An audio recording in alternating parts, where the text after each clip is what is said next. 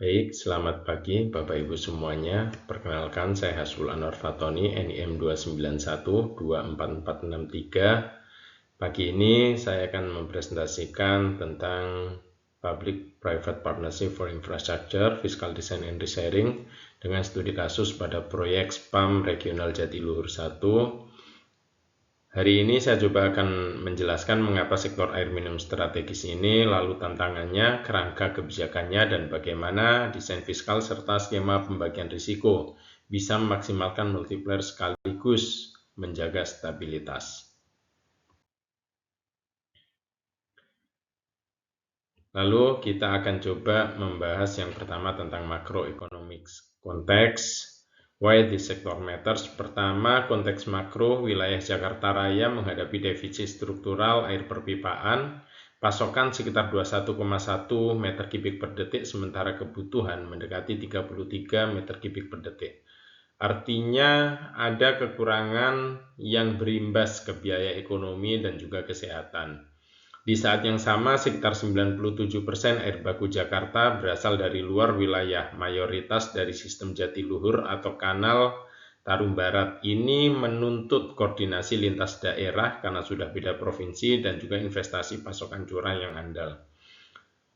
Di lain sisi, cakupan layanan pipa baru sekitar 66 hingga 67% rumah tangga, sementara NRW masih tinggi di kisaran 45,6%. Hal ini mengindikasikan adanya ruang efisiensi dan juga kebutuhan capital deepening yang besar.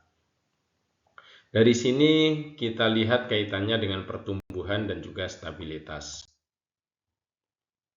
Nah, ini apa yang tadi kami sampaikan, PEP coverage versus basic atau adequate drinking water access dan juga raw water source composition dari Jatiluhur atau KTB sebesar 97%. Berikutnya terkait dengan macroeconomic transmission, ini coba kita bagi dua. Yang pertama ada short run dan medium run. Short run selama masa konstruksi bisa kita lihat dari belanja lokal baik untuk sipil, untuk perpipaan maupun ENM, itu dapat mendorong multiplier permintaan sehingga output regional dan juga serapan kerja naik.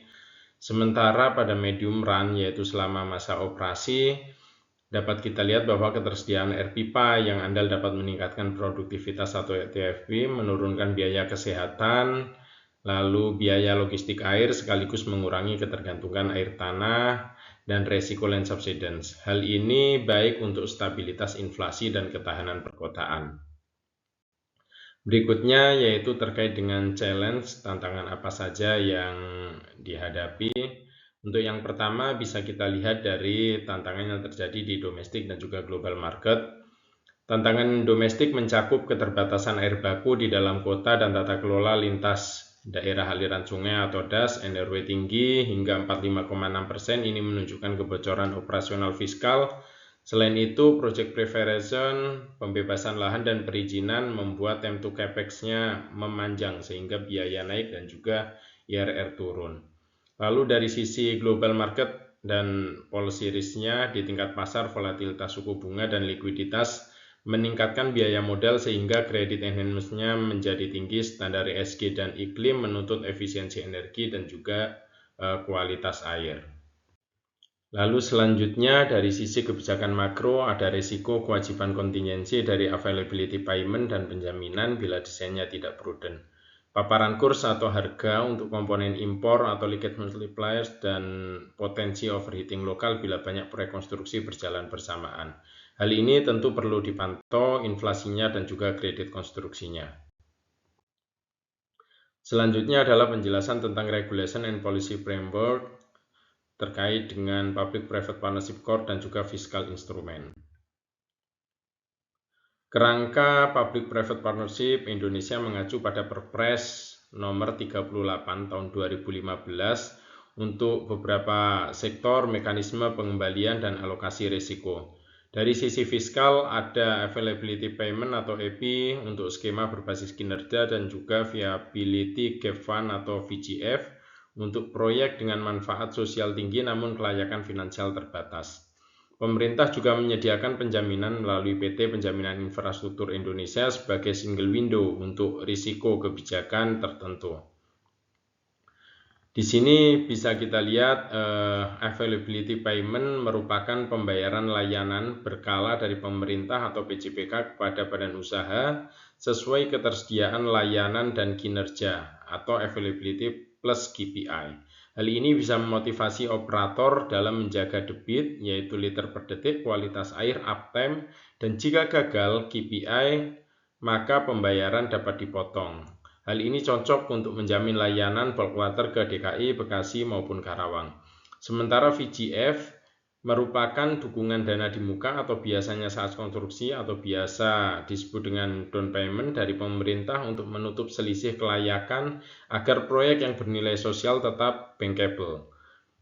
Hal ini juga berguna bila struktur tarif atau off-taker tidak cukup menutup biaya modal sehingga pemerintah menyuntik porsi capex agar proyek bankable sejak awal. Berikutnya adalah beberapa institusi dan juga tanggung jawabnya dari masing-masing institusi. Yang pertama adalah penanggung jawab proyek kerjasama atau PJPK. Dalam hal ini yang bertanggung jawab adalah Kementerian PUPR, lalu ada Kemenq untuk kebijakan EPI, VGF maupun penjaminan serta manajemen kewajiban kontingensi.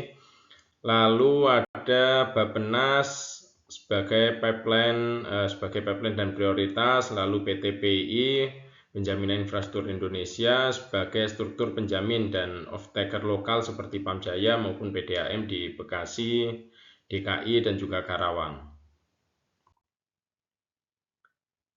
Nah, studi kasus kita fokus pada proyek Spam Regional Jatiluhur 1, di mana proyek ini memiliki kapasitas 4.750 liter per detik dengan alokasi sekitar 4.000 di DKI Timur, 300 di Kota Bekasi, 100 di Kabupaten Bekasi, dan 350 di Karawang.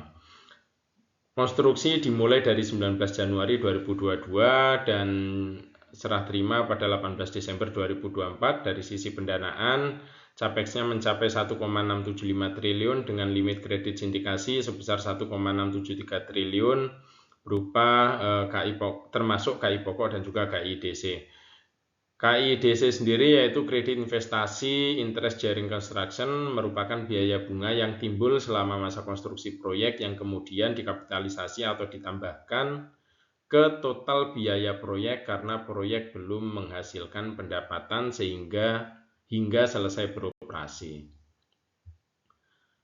Supervisor proyek ini adalah PT Wika Tirta Jaya Jatiluhur yang merupakan konsorsium dari beberapa perusahaan dengan penjaminan dari PT Penjamin Infrastruktur Indonesia. Berikutnya adalah terkait dengan fiskal design dan juga untuk desain fiskal terdapat 3 poin. Yang pertama, prioritaskan VGF pada proyek air yang punya positif externalities besar agar porsi capex lokal naik dan short run multiplier dapat menguat. Selanjutnya adalah strukturkan EPI bertahap, ramp up dengan performance based deduction berbasis output, liter per detik deliver, kualitas, uptime, dan NRW. Ini dapat menjaga value for money dan disiplin fiskal. Dan yang ketiga, terapkan sailing dan scheduling multitahun untuk EPI di dalam kerangka kewajiban kontingensi di lingkungan Kemenq, termasuk stress test suku bunga, kurs, dan transparansi risiko fiskal. Berikutnya, terdapat 4 opsi pembagian risiko yang jelas untuk meningkatkan bankability. Yang pertama, adanya permintaan atau off-take, di mana kita dapat menetapkan take or pay minimum dengan review window, diselaraskan antara DKI, Bekasi, dan Karawang.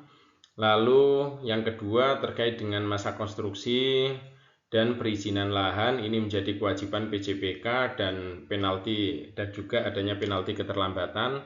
Lalu berikutnya yaitu terkait dengan kebijakan tarif dan change in law, coverage oleh penjaminan PT PII plus step in rights bagi kreditur, resiko suku bunga, kurs. Yang terakhir itu dapat mendorong pembiayaan rupiah, hedging terbatas untuk NM impor, dan opsi obligasi proyek atau green bond domestik.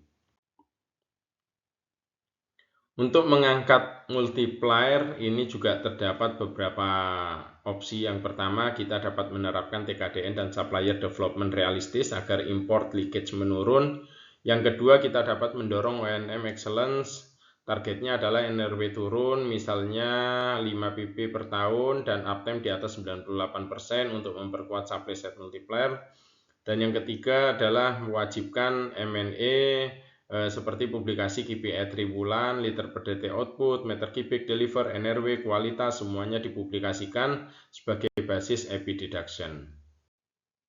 Lalu berikutnya adalah best practice, ini adaptable to Indonesia, jadi contoh-contoh di beberapa negara yang memang bisa diadopt untuk diimplementasi di Indonesia.